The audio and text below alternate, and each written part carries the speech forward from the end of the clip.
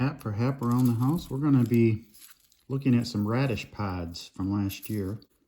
Initially what you do is you just let a radish grow, and it'll just bush right out. You'll have these all over the place, and these are really good to eat too. But I usually save 4 or 5 or 6 pods every couple of years to get a whole bunch of seeds.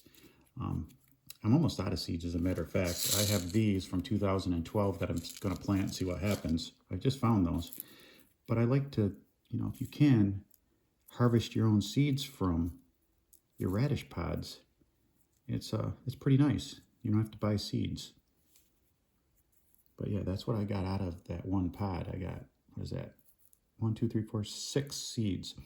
And you just blow lightly, and you can blow all the pith out of there. And of course, you put them in your little bottle. And we'll crack another one open so you can see what we have. Just grab it, put a little bit of pressure on it, and it cracks right open. There are the seeds. Some of them are darker, some of them are lighter. It doesn't mean they're rotten. Look at that. See that? That's exactly where their seeds are. You just kind of hang out in the pod. Break them open. Doesn't take very long. I think I got 4 out of that little pod. These are nice big fat seeds though. Well, 5 actually. See that? 5 seeds. Do another one. This one was really easy the way it broke open. You can really see where the seeds were kind of nested in that pod. That was a nice pod. See that? We'll do this one. And crack it open.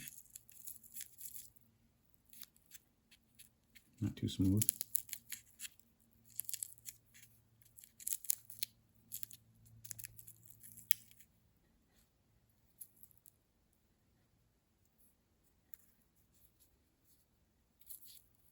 And sometimes you will see that it's a little rotten.